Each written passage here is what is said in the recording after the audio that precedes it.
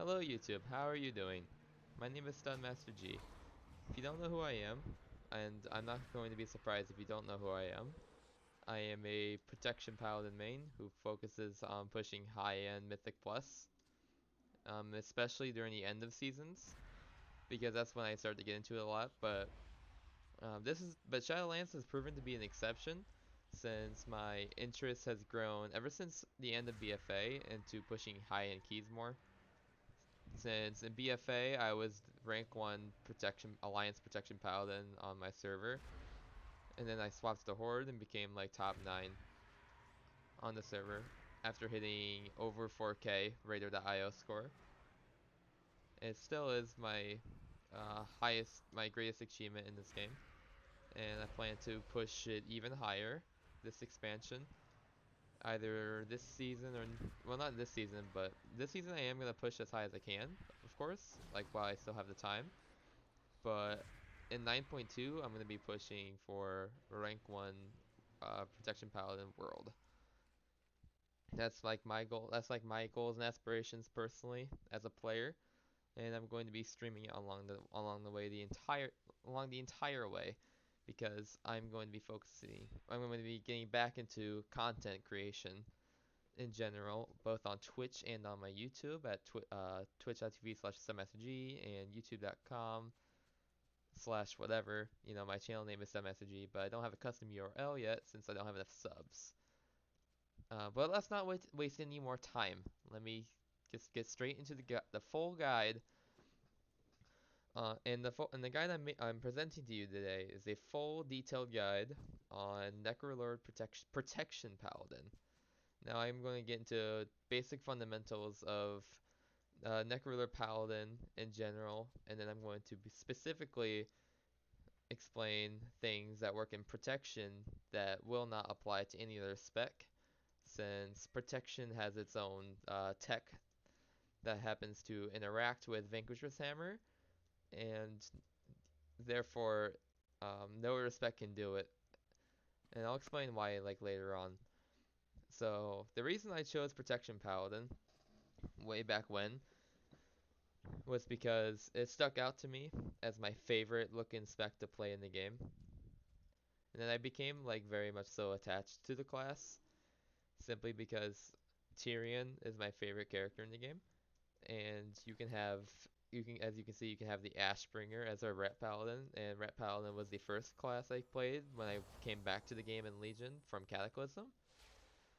So I played a lot of Ret, and then I ended up, well, I say that, but then I ended up switching to Prot and ended up really loving Prot. Prot just felt so amazing back in Legion, and it feels amazing now, to be honest. It's always felt good since Legion, in my opinion. But anywho, I like Protection Paladin a lot. I've mained it ever since TOV and Legion. That's when I came back to the game.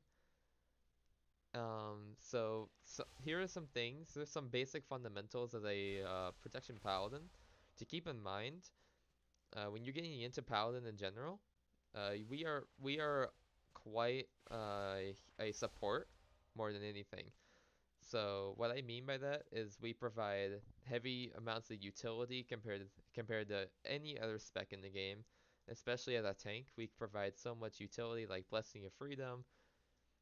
As you can see, Blessing of Freedom, it makes the player immune to movement impairing effects, and it frees them from snares and roots entirely. Um, that's just one item. And that's just one spell in our book that provides utility, as well as Blessing of Spell / Protection, Lay on Hands, things like that. We provide, and of course our aura. The fact that we have our aura back for Shadowlands is amazing. Um, but we've known this since the beginning, right? Uh, Paladins have always been cooldown dependent. That's for sure. Something to keep in mind as a protection paladin is that you're going to be cooldown dependent, so you need to cycle your cooldowns correctly. And I'll get more into that like later on down the line. I'll have a dedicated section to talking about our cooldowns, when to use them, how to use them, and how to cycle them correctly. because there is kind of a correct way of doing it. You can mix and match a little bit based on scenario and your current positioning in either raid or in the key, but I'll get more into that later. For right now, let me let me tell you guys our weaknesses for sure. So weaknesses as a protection paladin to keep in mind is that we're the second slowest tank in the game. So I say second slowest because Death Knights take the lead at the slowest tank, of course, since all they have are Wraithwalk if you take the talent, but if you don't take the talent, then you just have Death's Advance for in-combat mobility. For mobility paladins, we have like paladin mobility as a tank, we have a Divine Steed. And if you're not taking Cavalier, you're gonna have one charge of Steed. And it's going to feel very slow compared to other tanks like Demon Hunter, Warrior, even Bear. Even Bear can move a little bit faster since it can shapeshift and give itself the roar, as well as providing that for their party. I think Bears are very good tanks in general because of their utility as well. However, I don't play Bear tanks personally at all. So, and this is about protection paladin, obviously. So let's embark more on our weaknesses, which our last weakness is the fact that we're so squishy as a tank.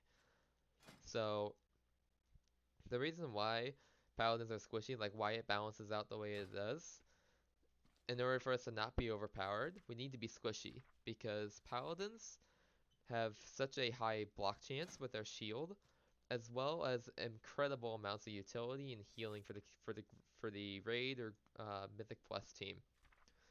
And it's a lot of healing because we have Ward of Glory, Lay on Hands, Flash of Light, Vanquisher's Hammer that actually self heals and provides more healing if you're running Necrolord, which is why you're here, right?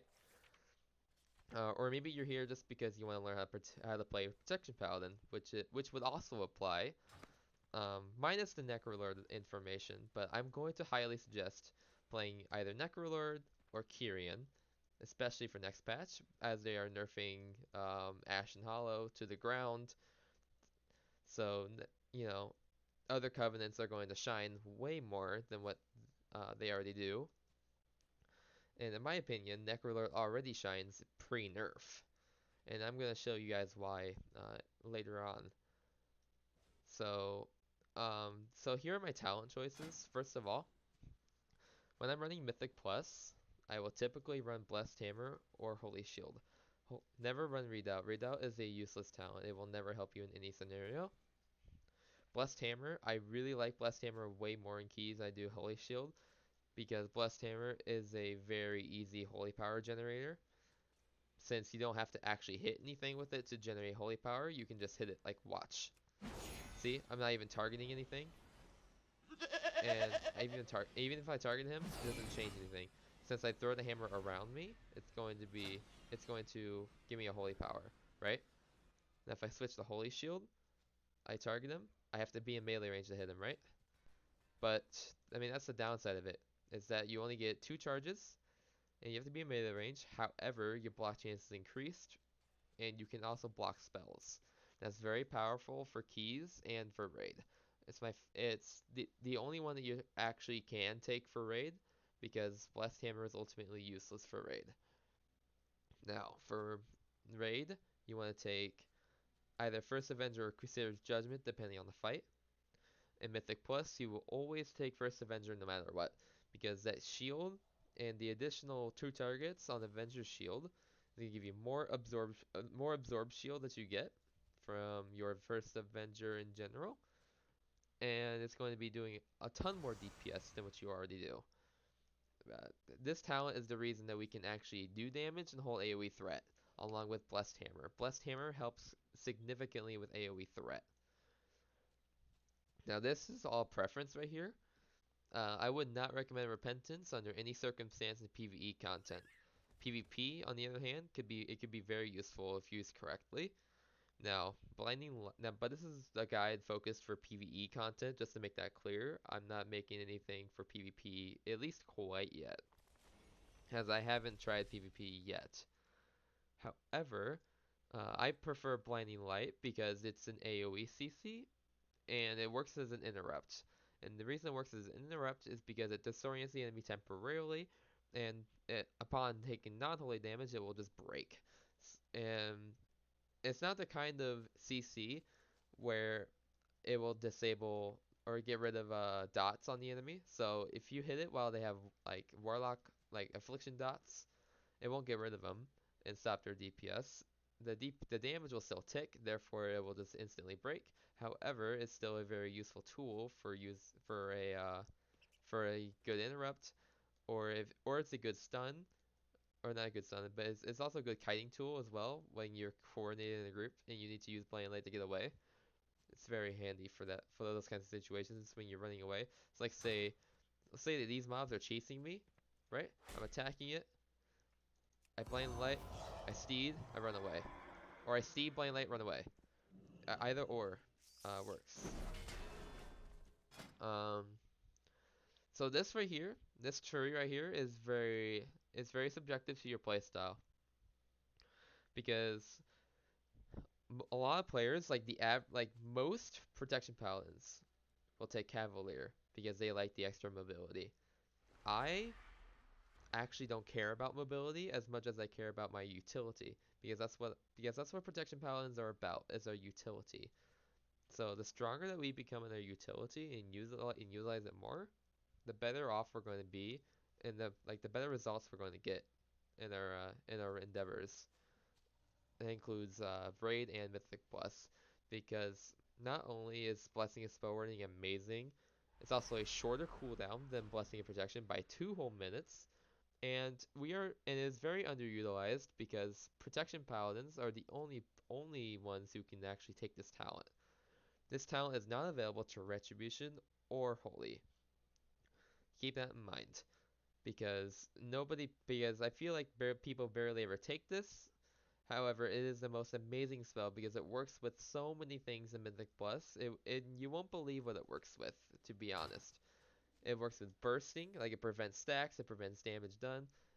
It works on most fights in every single dungeon and the raids. You can use it to absorb mechanics. You can use it for a lot of different things that you will find out later on. But my advice to you is just take the talent, instant lock in the talent, and just start practicing with it. Just see what it interacts with and what you can prevent with it, because it is a very useful tool, very handy tool that people underutilize for no reason other than they like to be faster or they like cooldown reduction, which honestly cooldown reduction isn't bad. However, it's not my favorite in the world because because it's not going to teach you the right habits of cycling your cooldowns correctly. And I'll get more into that soon. So I take Divine Purpose instead of Seraphim or Holy Avenger because Holy Avenger is too long of a cooldown to be worth it. Seraphim is it would be good, but it costs 3 Holy Power. It has a 45-second cooldown, and therefore it is a very awkward setup to. It's a very awkward thing to set up. So you're trying to get your holy power, in combat. So like say for example, this mob right here is actually 5 mobs. Like let's just say this is a big mob with like 5 behind it. This is a trash pack, okay? So you get your holy power from you pull with Avenger Shield, and you get your 3 holy power. You want to instantly get your Shield of Righteous up as soon as possible, because that is your mitigation. Mitigation is very important on the protection paladin. I'll get more into that very soon.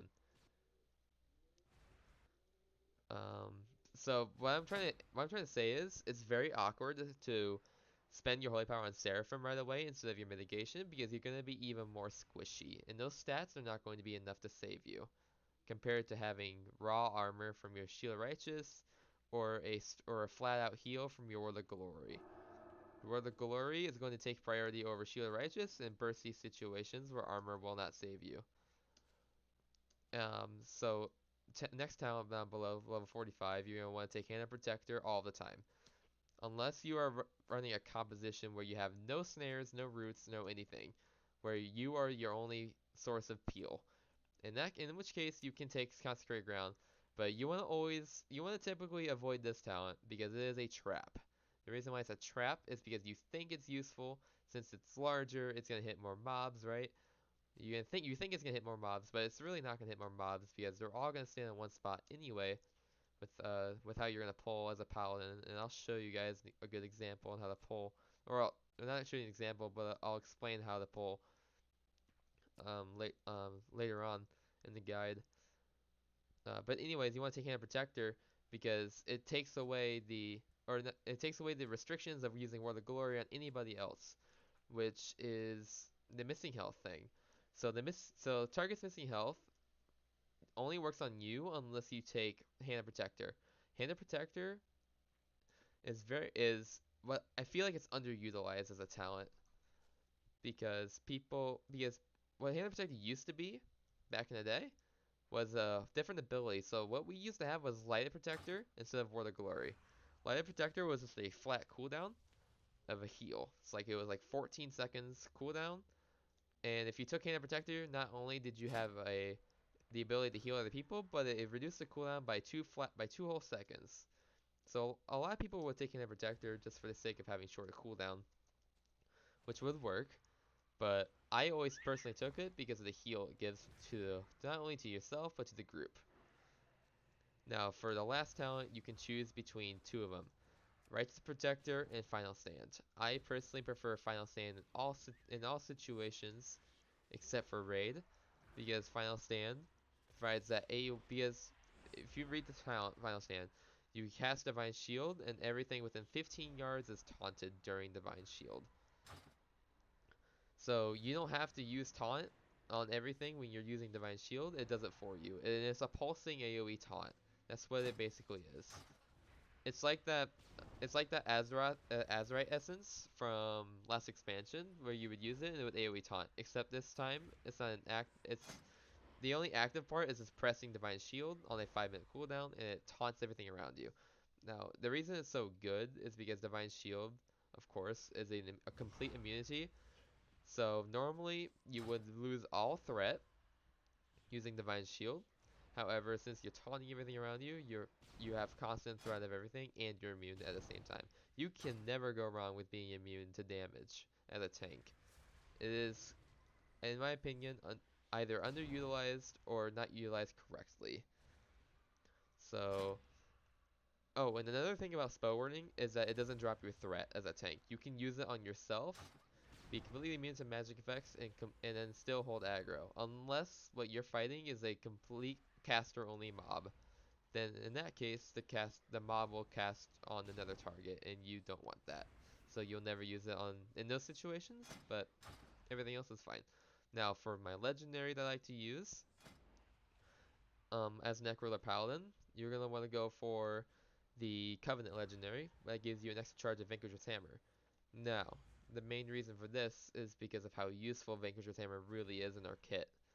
Vanquisher's Hammer is so underestimated as an ability. It used to be terrible, I will say that.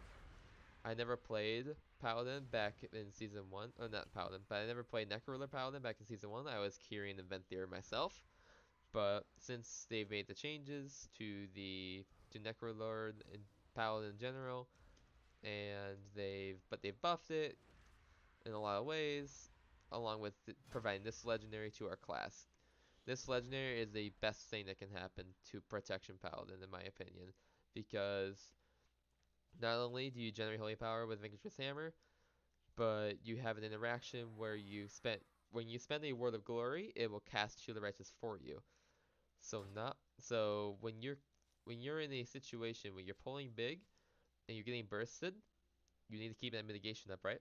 So you open up with your mitigation, and you're getting bursted. So by this time you have your wings active, you have holy power to spend. So you want to use your Ardent Defender because you're gonna be using this conduit right here all the time. This is a required conduit, by the way. For Protection Paladin, you're gonna always use Resolute Defender. This is the most useful conduit of all of them. The reason for that is because it extends the duration of Ardent Defender by 20% and reduces the cooldown by 1.8 seconds at 226 item level. It is an insane conduit because Art Defender is only a 2-minute cooldown, and it prevents damage taken to you, as well as it prevents you from dying. The way it prevents you from dying is that when you take a killing blow while it's active, it heals you up to 20% of your max health, or it brings you to 20% of your max health. So it's a fail-safe cooldown, and it's not utilized enough. You can afford to use it on pull as a defensive instead of as a lifesaver, because that's how I use it a lot of times, to be honest. But there are a lot of situations I find myself using Art Defender as a fail-safe as well, like before taking a killing blow or something, or what would be a killing blow. Now for next season, for what second legendary I'm going to use, I'm still deciding personally which one, because this one's going to be this is another Ardent Defend. This is an Ardent Defender one that could be potentially very powerful because of that conduit I just mentioned. And then there's Bulwark of Righteous Fury, which is always going to be amazing in keys. And honestly, I'm leaning towards this one as my favorite one. My favorite secondary, that is, along with the Covenant one. And then for raid, you can take either Ardent Defender or you can take Relentless Inquisitor. Because who wouldn't like 5% extra haste? That's a lot of stat. That's not bad, but you could also go with Mad Paragon. This is also a good one to use. Now, Sap Priority as Protection Paladin, you want to always stack Haste Mastery or Haste first if you're going into PvP. Haste Mastery, because Mastery improves not only your damage done, but your block chance against melees and uh, the damage you take while you're standing in Consecration. So at 31% Mastery, I take 10.8% reduced damage while standing in my Consecration. That's like the freest offensive you could ever ask for. So if you stack a bunch of Mastery, you're going to be unstoppable while you're standing within your Consecration. Um, so that's a big fundamental thing as a Paladin. Tank in particular is that you need to stay in your Consecration at all times because of your Mastery. And of course, your damage uptime of Consecration will be significantly higher as long as you're standing within it. Because if you're standing within it, then the mobs that you pull are going to be standing within it as well. And if you don't know, I'll pull up a dungeon right here of a key I timed earlier. And Consecration is always going to be your top 4 ability, at least top 5 abilities, if not top 4. Mine is top 4 in this case, dealing 858k damage overall, because Consecration does a lot of damage. And not only that, but it's the amount of targets is not capped at all. You can damage as many as you'd like. So the why I chose Necrolord Paladin compared to other covenants is because it better fits my playstyle of utilizing my healing and my utility as a tank, as well as maintaining high survivability and putting out consistent bursting DPS as a tank, because you're gonna wanna have high damage as a tank, which you won't have to worry about much as a paladin, since you just casually do a bunch of damage anyway. However, Kyrian, Necrolord, and Venthyr are all 3 really good covenants for putting out high damage as a tank. Venthyr is good for single target for most cases, especially single target. Kyrian is going to be not useful for single target, but very useful for AoE. Necrolord is all around good, like very good, because it provides more healing, survivability, since Vanquish's Hammer itself heals you, and it allows you more mitigation, and allows you more opportunities to heal other people that need the healing more. Or if you're full health and somebody needs healing, you can just heal them real fast during your window of having the ability to trigger Shield of Righteous from a Word of Glory. Now I'm going to show you a rotation here in a minute on how I like to do it and how the protection technology works with Vanquisher's Hammer, because there's a lot of interaction with Necrolord Paladin that other covenants can't do. And the reason for that is because of our Shining Light talent and Divine Purpose. So let me explain that for you right here. So let's see. If I can get a proc, I'm gonna stack up my Holy Power. As you can see, so with Divine Purpose and my Vanquisher's Hammer, if I press my Word of Glory, not only will I shoot out a Shield of Righteous for free, but it's going to be an increased effectiveness from both Divine Purpose and from my Vanquisher's Hammer. Vanquisher's Hammer gives you increased effectiveness and therefore increased damage and increased armor on your Shield of Righteous. Effectiveness works both ways, armor and damage. As you can see on my damage done overall on the other side, my Shield of Righteous is top damage even as Necrolord. And even using my Necrolord legendary. I'm not using any legendary currently. I'm not using the Bulwark legendary, which would normally buff the Shield of Righteous damage. But next season, if I pair those two together, I'm going to be pumping so hard on Mythic Plus. It's going to be insane. So, something else to keep in mind is our Shining Light passive. So, Protection Paladins in particular get a passive for using 5 of our Holy Power Spenders in a row. And the Holy Power Spender being just our Shield of Righteous. So every 5 Shield of Righteous, as you can see, we're getting a stack of Shining Light. At 5 stacks, our next WOG is completely free.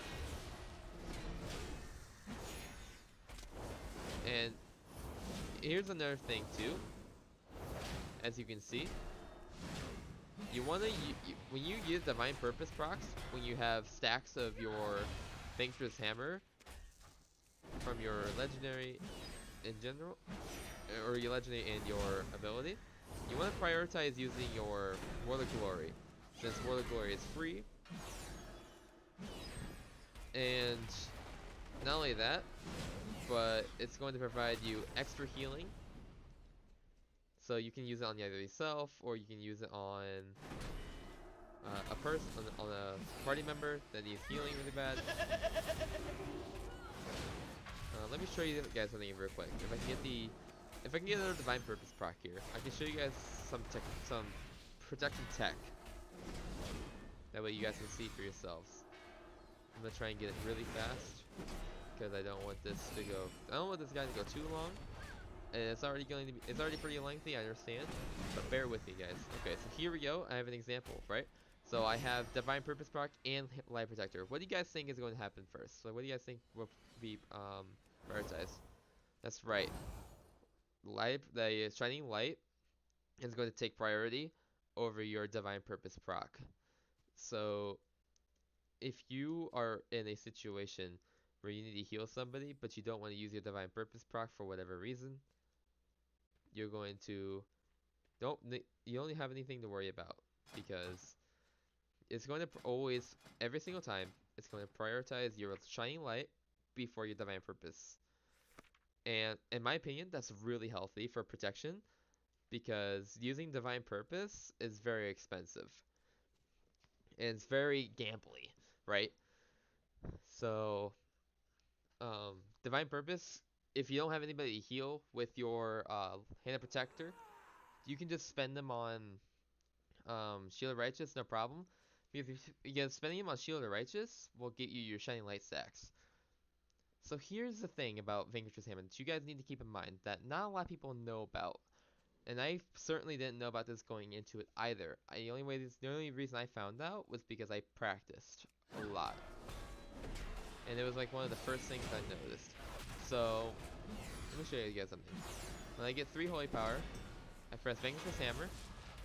So you guys see how spending Shield of Righteous gives me my Shining Light stacks, right? So, if I use my Word of Glory, it casts Shield of Righteous, right? However, Shield of Righteous from the secondary cast doesn't count. That secondary cast does not count towards Shining Light. So you're gonna fall behind on Shining Light stacks as long as you are spending them only on Word of Glory, which is why it's important to balance out your Holy Power spending between Word of Glory and your Hand of Protector, or your Word of Glory, or Shield of Righteous, I should say. Sorry, Shield of Righteous and Word of Glory. Um, you need to have a good cycle between them so you can maintain stacks and have a healthy cycle in general in order to output the maximum amount of healing possible. So the best case scenario when using Vanquish's Hammer is you want to have 5 Holy Power, Divine, and a Shining Light, and Shining Light built up, so that way you can spend it on Shining Light when needed with your Vanquish's Hammer, so you Shining Light, heal, along with a free Shield of Righteous, and then if you Divine Purpose proc, you can Word Glory twice in a row, or you can Word Glory, and then you can spend Shield of Righteous right away, which would instantly give you a grand total of roughly within the GCD time frame of cycling your Shield of Righteous. If you get those 2 uses in a row from your Vanquish's Hammer, you can get roughly 7 to 8 seconds of Shield of Righteous, which is already more than enough. And then as you continue to do it, you're just gonna continue using Shield of Righteous anyway. Like, there's no reason not to use it unless you need to heal yourself or your party member. But lest I digress on that but that's enough tech for now. Um, let's move on to the next section, which is my soul bind. Now, I already showed you guys not like barely even briefly, but as you can see, this is my soul bind choice. The first one is what you're always going to take as protection paladin. Now, you're gonna look at this and think it's useful because Vanquish's Hammer is gonna give you strength and your party member's strength, right? Like, you're gonna think it's good. Wrong. It's not good. It's not nearly as good because this right here gives you a passive. When you use Fleshcraft, you consume humanoid benefit from yourself, giving you mastery. Mastery is your top stat right now in most situations. Build Haste Mastery all the time. And because of that, you get more value out of this soul bind than any other one. And it's not only that, but because when you there's a soul bind over here, or not soul bind, a conduit choice. So you don't always want to go here because you get potency conduit. So you can put your righteous might here, your conduit one, which will increase your Vanquish's Hammer damage by a lot. And it will make it so Vanquish's Hammer heals you for 50% of the damage that you deal. So if you get a 26k crit, you're gonna heal for 13k. It's pretty amazing. And the healing does add up in keys. It really does. And I'll show you guys why. I'll go over charts in a second, like after I finish a couple more sections. That way I'm not going back and forth. So, what was I saying? Oh yeah, so over here, you get this potency conduit. The reason I do that is because when you are reduced below 50% of your max HP, and ooze courses over you, granting you a shield of 50% of your max health. That's a really big shield. And it adds up to a lot of healing in dungeons because it's such a short cooldown of 30 seconds, and then the shield lasts for 10 seconds. So even if it doesn't get eaten up right away, it'll last you until the beginning of the next pull, which is absolutely amazing. But most of the time you're gonna get eaten up anyway because the shield isn't that it's not that big, but it's pretty significant. That's what I'm trying to aim at. And then right here, defend is an endurance conduit. Very good to have. It's very good to have at least 1 or 2 endurance conduits, which you're always going to have. But I like to have 2 because I really, I really like having the survivability, increased survivability, especially because Divine Call gives me more Divine Shields. So I'm kind of thinking about switching these two out, or even putting a Golden Path, because Golden Path ends up healing for a lot as well. So I'm going to be experimenting really soon on switching out Golden Path for Divine Call, because from my experience, Golden Path has been typically better, but I've been experimenting with Divine Call to see how it goes, and honestly, it's not too bad. It's not the worst one, but your top ones for Endurance conduits are going to be Resolute Defender, Golden Path, and Shielding Wards. Shielding Wards being a very close third place. Now, Ultimate Form is a passive. While channeling Fleshcraft, you are immune to crowd control, and you regenerate 2% HP every 1 second. So, Fleshcraft, if you don't know, is a 3-second cast. So, you're going to heal for 6% of your max HP overall from the cast, along with receiving a very huge shield and being immune to CC. If you finish the full channel, you gain 3 seconds of ground control immunity, which you regenerate 2% max health every 1 second. So that's another 6% health. You are in total healing for 12% of your max HP. It is pretty huge because this Fleshcraft is only a 2-minute cooldown, and that's base cooldown. Do not forget about Fleshcraft's passive, because Fleshcraft's passive makes it so moving near a corpse will consume their essence and reduce the cooldown by 1 whole second. Every single corpse. So in Mythic Plus, you're gonna get a lot of utility with Fleshcraft. And here's a big tip that I personally found out from experience. Do not hesitate to use Fleshcraft in combat as a defensive if you need to. When you run out of things, or you want to cycle it into your cooldowns, which I would recommend doing, you should always do not hesitate to Fleshcraft in the middle of combat. Even while a bunch of mobs are attacking you, just hit Fleshcraft, because you're not only going to be getting a bunch of shield over time, but you're going to be healing with ultimate form. And even if you get bursted below 50% during the cast, you're going to have another shield to protect you with 50% of your max HP. Double shields. You cannot go wrong with it. Here is another potency conduit. I take Punish to Guilty here for increased damage for a single target. Because I really like to burst more, I like to hold threat easier, and overall this is a top potency conduit to take for Protection Paladin, along with Vengeful Shock. Vengeful Shock is very useful for AoE threat. Since Vengeful Shock will improve your damage overall from your Consecration, from your other Avenger shields that you have in the cast on top of it, your Judgment, Shield of Righteous, and your Blessed Hammer from literally every ability that you cast, except for Vanquisher's Hammer, since Vanquisher's Hammer is shadow damage, not holy damage. Now, these two are both really good. So Vicious Trail, I would say, is good when you're gonna get snared. So in situations like maybe PvP, where you're constantly getting slowed and chased at the same time, this would be very good because you get another endurance slot. But I personally prefer having a finesse slot here, because this will allow me to either have Echoing Blessings or Light Barding. I personally will always take Echoing Blessings no matter what, because of its utility with Blessing of Sacrifice, Blessing of Spell Wording, and Blessing of Freedom. So Freedom gives you increased movement speed by 8%, or it's not 7%, because it actually scales with the level of your conduit. When you use Sacrifice or Blessing of Protection on somebody, it will give them the Echoing Blessing, which will make them take reduced damage taken by 8%. Now, the reason I like this more, like the big reason, is because Undulating Maneuvers is basically our version of having Stagger. This Undulating Maneuvers actually adds up to be a lot of healing. A lot more than you might think. While above 80% health, 5% of damage taken is absorbed and spread out over 5 seconds.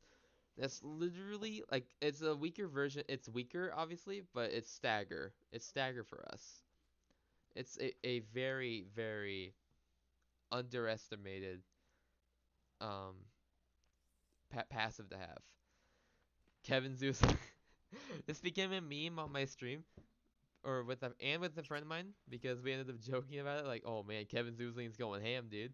Because Kevin Zoozling, it um it allows enemies to take 6% additional damage from me, and he grants allies a shield that absorbs a little, like just a little bit of damage. But like having more group utility with that shield is honestly like amazing. It's not anything special. It's not anything like special or major, but it's honestly like really good to have. It's very handy for a passive. I will not complain about having Kevin's Oozling over anything else. This is the best soulbind overall.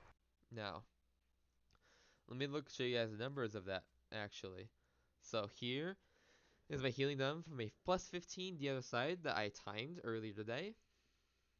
So, of course, most of your healing, at least 40 plus percent of it is going to be War of Glory healing. Now, for me, it's typically between 46 and 49% of my healing, because I have a lot of other abilities that heal more and ended up adding to the percentage. So, your list is going to be your War of Glory, First Avenger, and either Blessed Hammer or Holy Shield. Holy Shield does a lot of healing as well because of its block. That ends up actually counting on the healing meter because of I don't know why, to be honest. But the fact that you're blocking and it counts towards your healing meter is kind of just cool to pad, I guess. But it's also really good because it shows you your results of how well you blocked throughout the dungeon and how much damage you prevented. As a result, it shows you how much you heal from it. So, Stone Ward is the Covenant, or not the Covenant, not the Covenant. It's the Tormented power, the anima power that you get from the, I believe, Sagadon, the big trash mob, the big trash can, and that's a must-have for tanks as well. The Aegis is my trinket. So these are my trinkets I like to run. I forgot to show you guys this earlier. I meant to, but here with the trinkets, I like to use an absorption shield along with a damage trinket. So normally I would have two unused trinkets because I'm trying to get the trinket from the other side right now, and I'll show you guys what that is right now. So Hakar drops a blood splatter scale.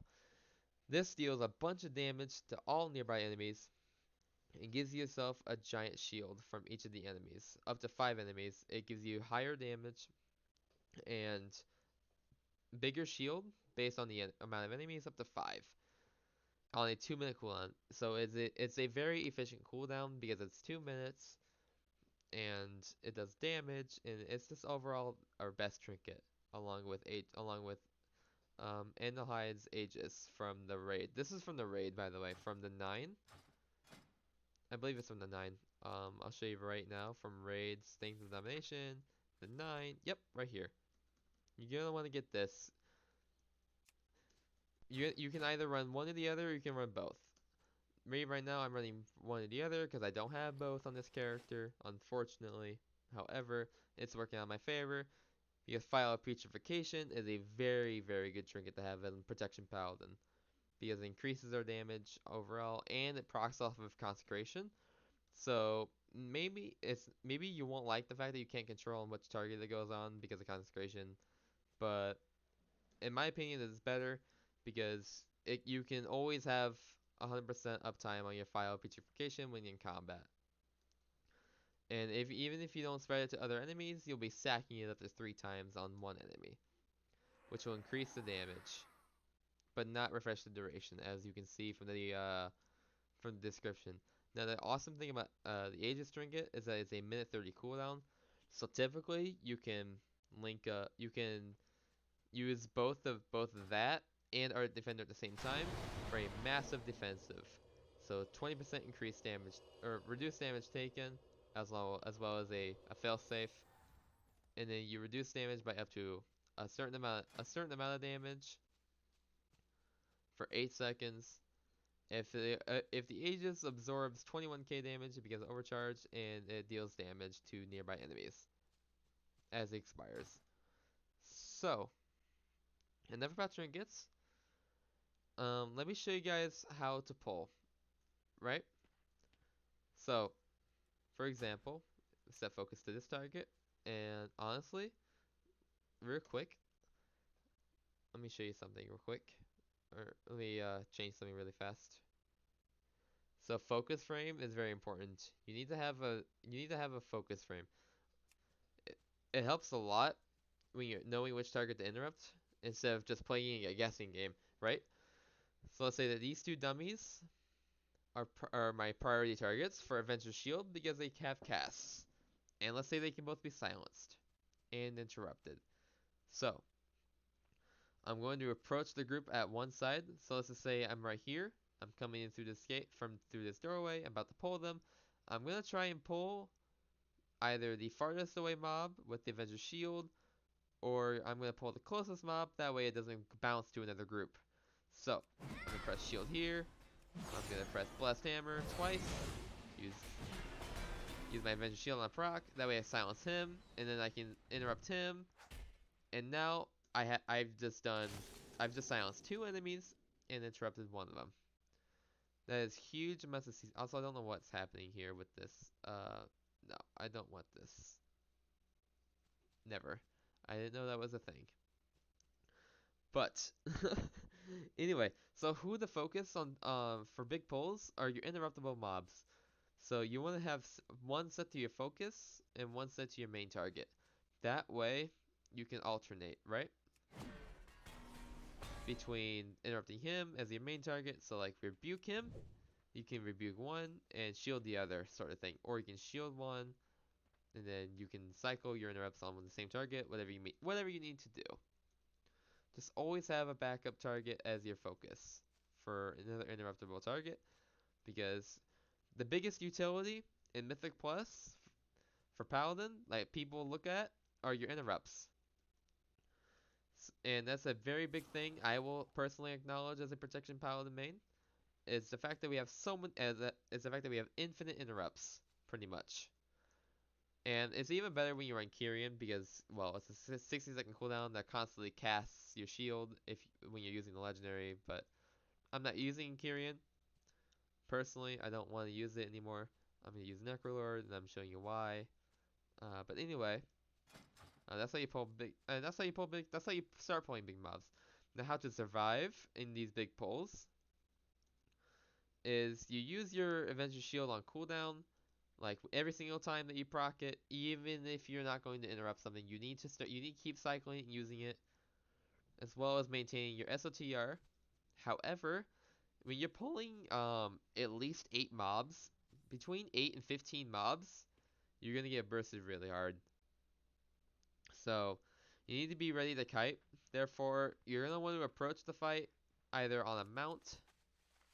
It's like say approaching on my invincible. Let's just say for example, so you see how this guy's my focus, right? So I set him as my focus, and there's a macro that you can put so you can mouse over focus with a keybind. However, I'm not showing that currently.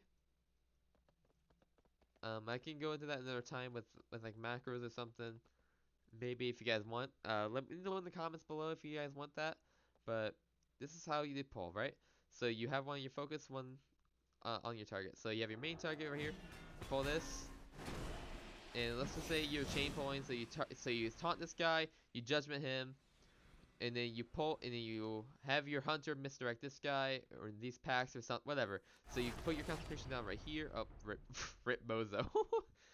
So then you're in here. You're pressing Avenger Shield on your procs. You're spamming 4. You're pressing Consecration on cooldown so you can refresh it and reposition yourself. You're constantly using Blessed Hammer because Blessed Hammer gives you Holy Power, and reduces the next damage that each mob deals you by 701, and that scales with your spell power, by the way. Which your spell power will increase as you get more strength, because it increases the magnitude of all of your attack abilities. So, The higher item level you are, the more damage you can prevent with Blast Hammer, therefore the more value that it gets. And it is extremely valuable in AoE situations. In even single target situations, it's pretty okay. But you're gonna see a lot of prep paladins use Holy Shield because maybe they prefer it. I personally don't prefer it in Mythic Blast. I prefer Blast Hammer. But always make sure that you have your Fleshcraft enabled as well, because you're gonna get bursted really hard, right? You want a big shield along with your more shields from your Avengers shield with your shield shield of the righteous. And that's kind of funny how often I'm saying shield, but you can do that, and then you wanna, if it's a big pull that's very dangerous, like you are going to die if you don't pop it, you're gonna want to just hit Divine Shield. Don't be afraid to hit Divine Shield. It's a 5-minute cooldown, I know, but it's an immunity. It taunts everything around you with Final Stand. You're going to live for a long time if you use Divine Shield very well on these AoE pulls, as well as cycling your Ardent Defender and your Trinket together. And honestly, what you can do is you can make a macro if you want. You can macro these two together. I personally don't like to, because I have different scenarios where I only use the Ardent Defender, or I only use a Trinket because that's all I need. Um, as for Guardian of Ancient Kings, it is a huge damage reduction of up to 50% for 8 seconds. And it's a 5-minute cooldown. It's another long one, but again, don't be afraid to use it on big pulls, because this can work very well in your favor and getting not an anti-burst potential as a paladin, as well as preventing you from taking a killing blow. So let's say if Hakar is about to hit you with his ability, and I'm going to show you what that is in a second. Let's go Hakar abilities. So what he likes to do is he likes to use Piercing Barb,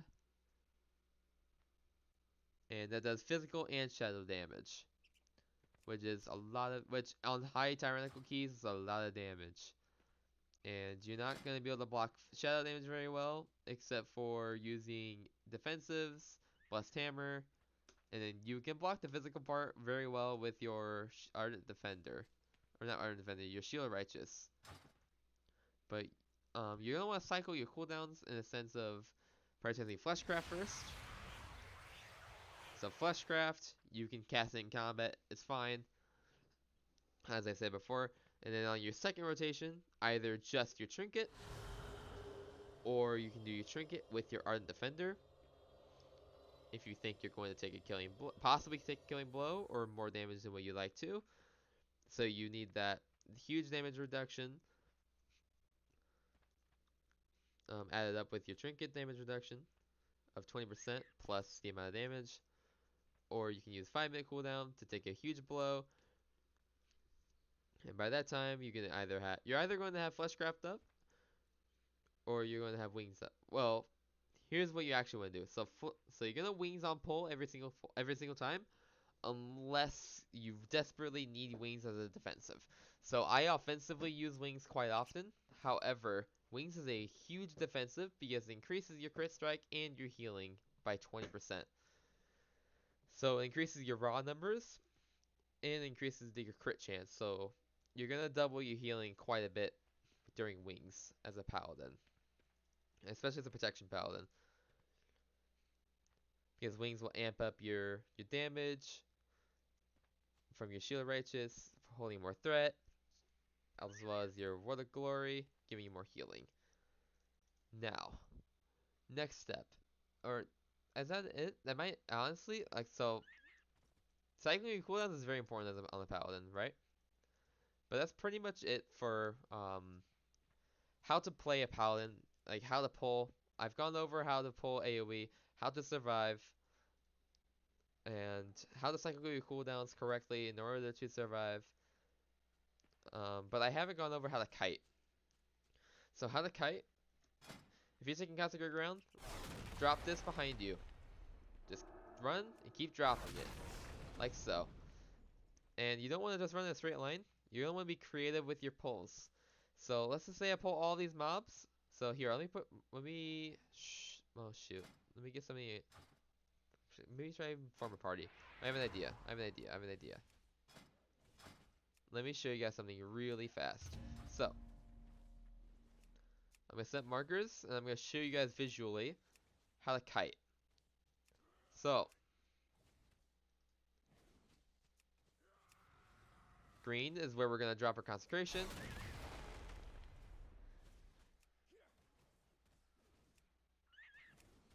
And then we're gonna try and go here, and we're gonna try and circle around, go to here, and come back to X. So, we're gonna go back to what we were originally doing. So we were pulling from here, right?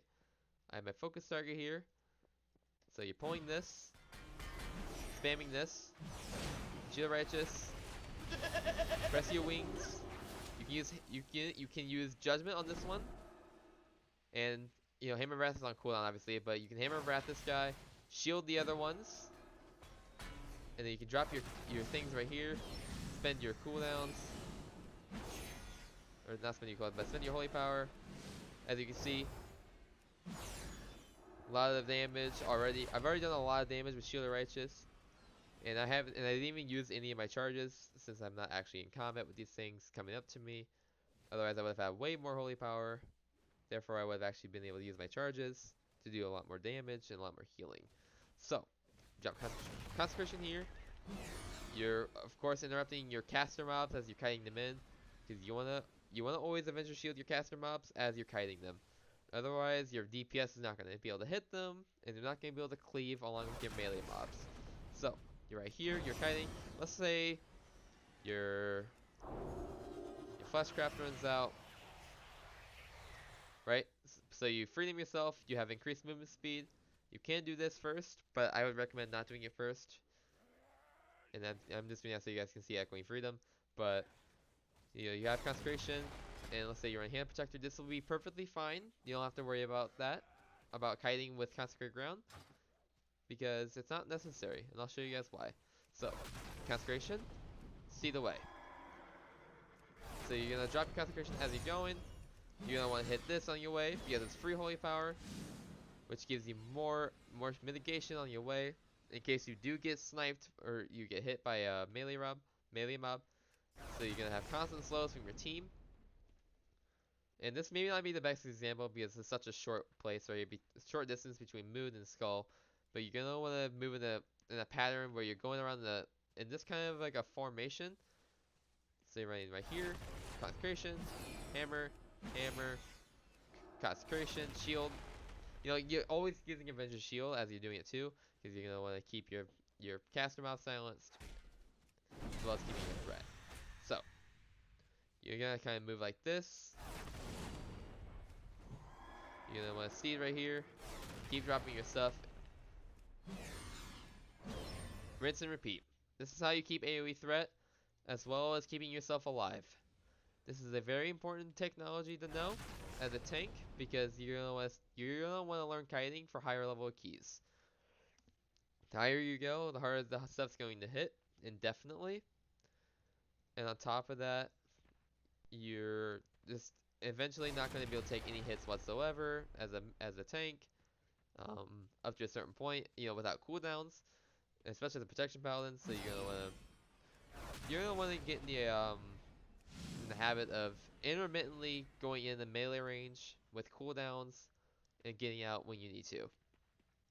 So now that I've gone over how to pull, how to sustain yourself, how to kite, and the basics of the rotation of protection paladin, of spamming your shield when you have it, and while targeting your main targets, which are your caster mobs, the things you need to keep silenced, as well as cycling your cooldowns properly. So we'll use wings offensively or defensively if you need, but on pull, or when you're pulling that amount of mobs, 10 mobs, whatever, always wings on pull, since you're going to get increased damage and healing, and you're going to always want that at the start of the pull.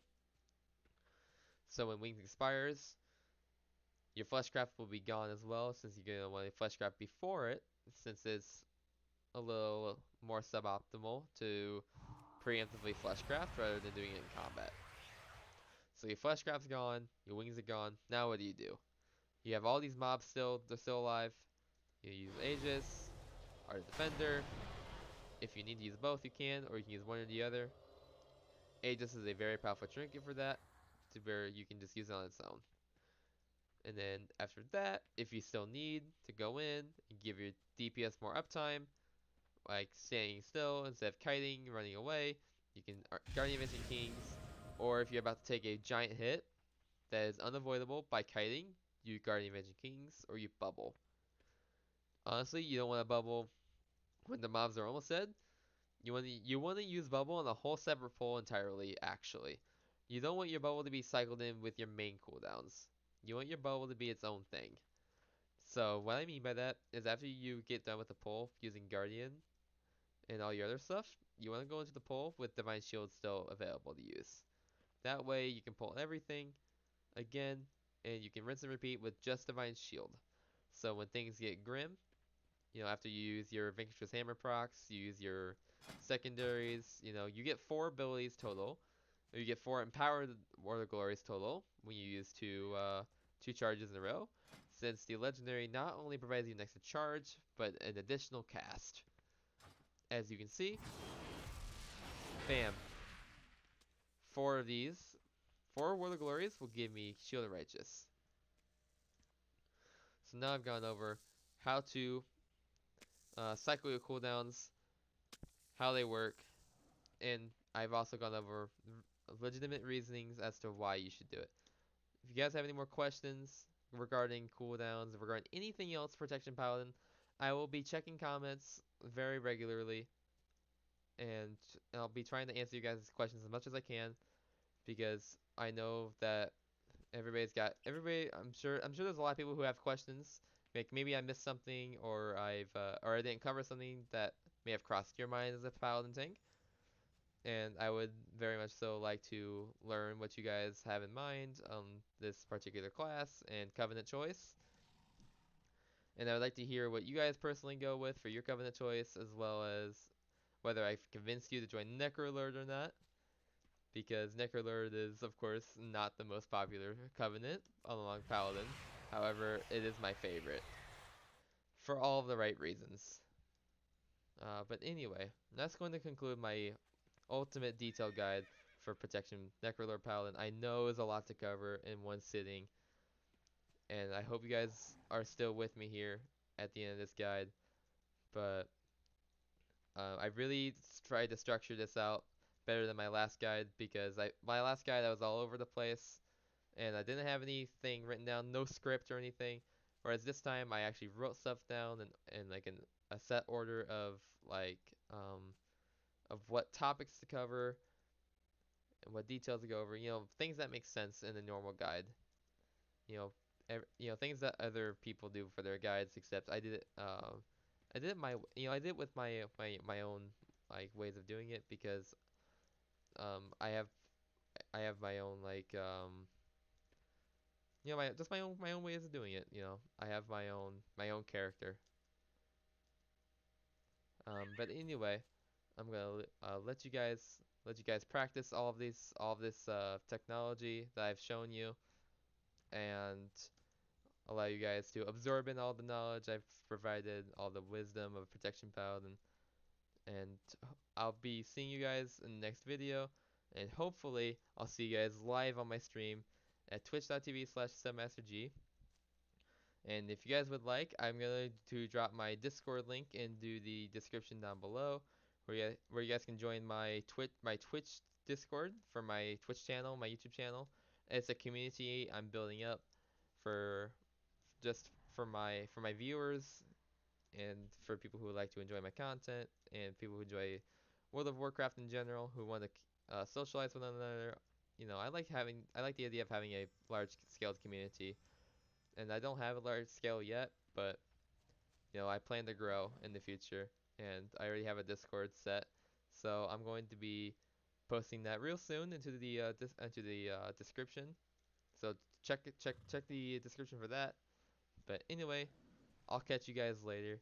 This was a very fun video for me to make. I have always loved making guides on something that I know how to play, which is usually just paladin related things, to be honest. But um, But I better shut the fuck up because otherwise I don't know how. Because I will go on and on and on. But anyway, peace, guys, and good luck on your endeavors as a protection paladin.